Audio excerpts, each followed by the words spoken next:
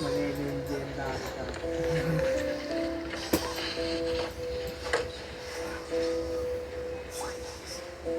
is confidential information. Why? Perhaps the winds are changing.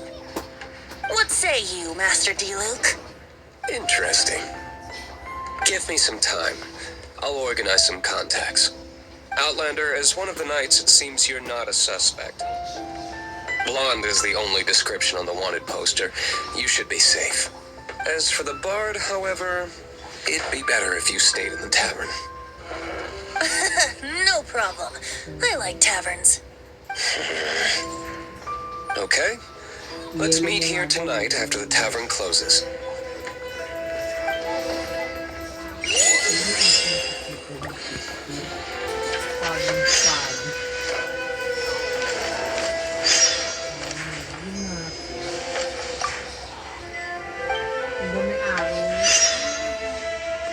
Remember, don't forget.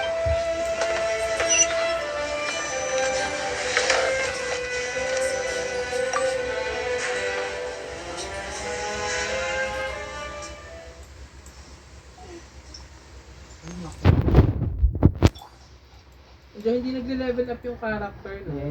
Unless, bibigyan mo ng libro, no? Ay, oo. Naglag sa tutok-tutok. Sabi ko, i-yellow mo. Dun, pata ko sa kanan. Wait, check them. Bilis! Paano yan? Pag ginagawa na, paano mag-yellow?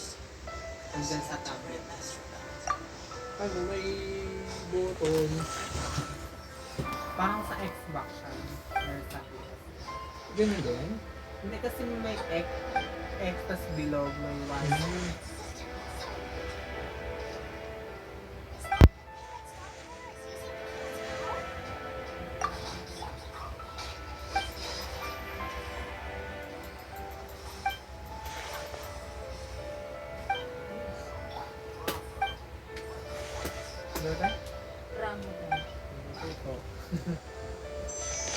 Tools from the US.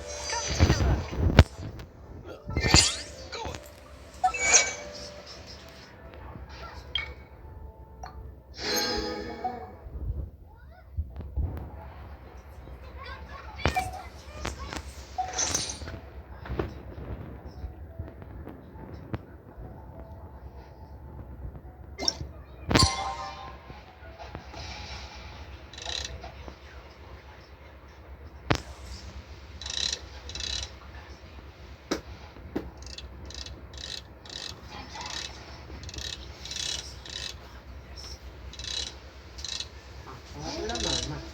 Kuha ako ng kape.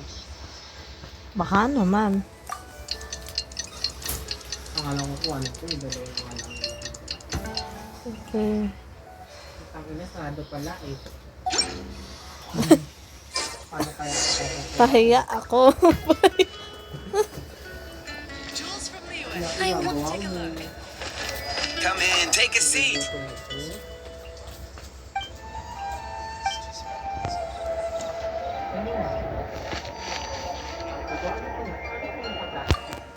GG. Alin plato? Biscuit. Biscuits. Wala. Hindi namin natin itikman eh. Sasarap kaya. You're here. Kasi itong sapatos, nauuntog ako. Wait, you're... Tangkad mo sa... Well, first of all, I contacted more than one person.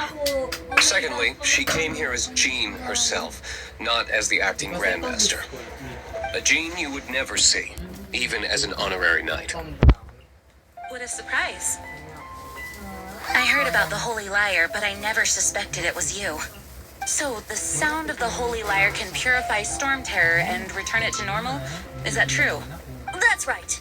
Your honorary knight is putting themselves on the front line to try and resolve this Storm Terror issue. Now that's the hotshot of the Knights of Favonius I'm talking about. Feels like we're breaking the law though. I understand this kind of absurd explanation is hard to believe, but we can ask the bard to play the song again to try and persuade... I believe you. To persuade our stubborn commander... Wait, what? I can't think of any reason for Dvalin's betrayal, given it was one. However, if it was poisoned in the battle over Mondstadt all those years ago, and then corrupted by the Abyss Mage after it woke up, we can't really blame it. But as acting Grandmaster, I obviously cannot make such a statement publicly. Diplomatic pressure from the Fatui makes it hard for us to seek a peaceful resolution to the Storm Terror issue. People would think I've lost grip on the gravity of the situation. That's why I can only do this in private. That's one of the reasons I don't like the Bonggang Knights of cute-cute Favonius. What Congrats. surprises me is that you would believe in Outlander so easily. My cautious and meticulous superior, even you trust him, don't you, sir? I already told you Ah. not to call me sir. Ah? Never mind. We don't often get to work together after Nag-ano all. ka ulit? Gano'ng karami ano mo? Uh, Paano? Totoo nga. Wow, this is really awkward. I have a rough idea of where the Holy Lyre de Hamel is. Nice recovery. She's really talented at changing the subject. The conflict between Mondstadt and Snezhnaya stems from the conflict between the seven nations and their respective gods. The Cryo Gods Fatui seem to be after the Animo God's power.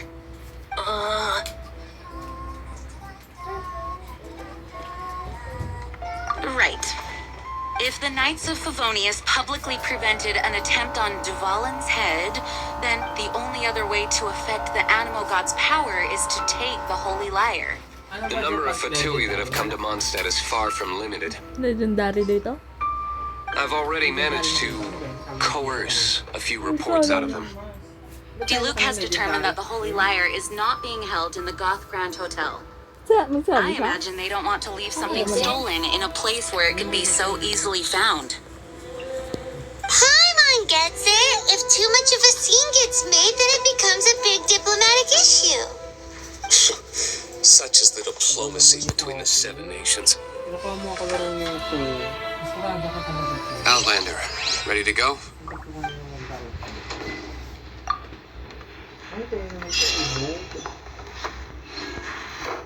Jean just said the Fatui are trying to take Dvalin's power for the Cryo God. I fear this might fall short of their true intentions. I think they intend to use Barbados' connection to the wind to draw him out.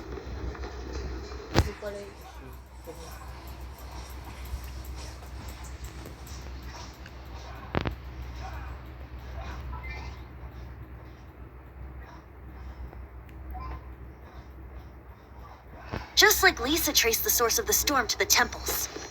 The god of Animo? Hasn't been seen for more than 1,000 years. What makes you think that's their intention?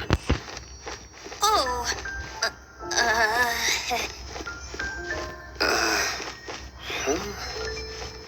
Forget it. I don't like having to pry. Here, take this.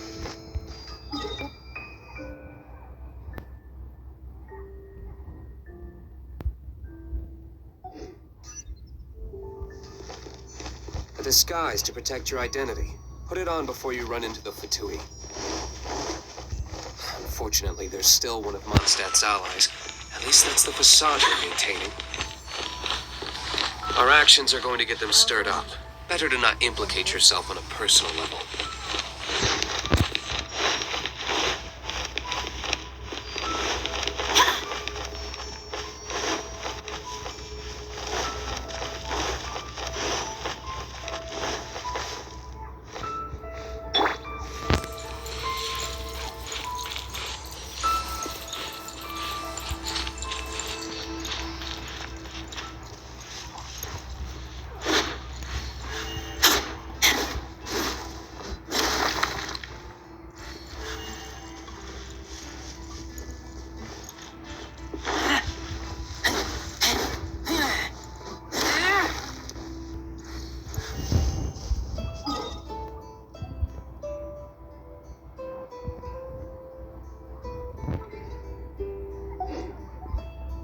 Pag nakapasok si Barbara, Hindi ko napapansin. meron din kayo dito, biglang umuulan minsan.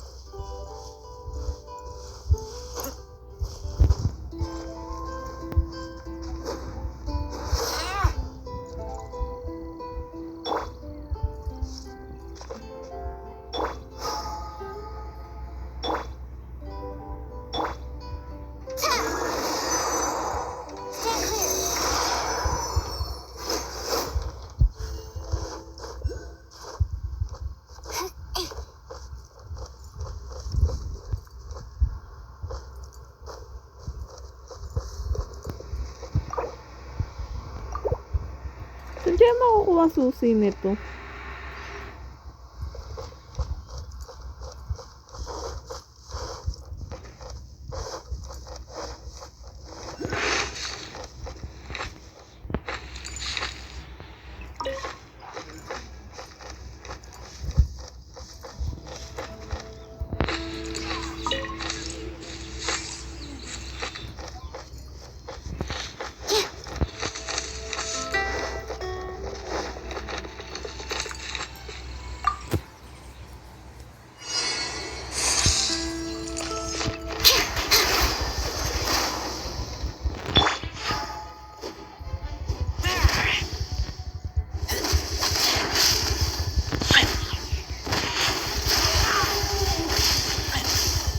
Galing ni Rio.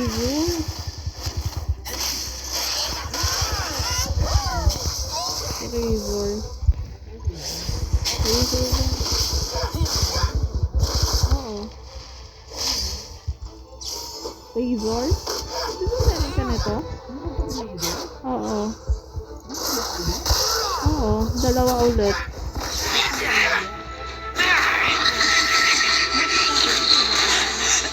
I taste blood.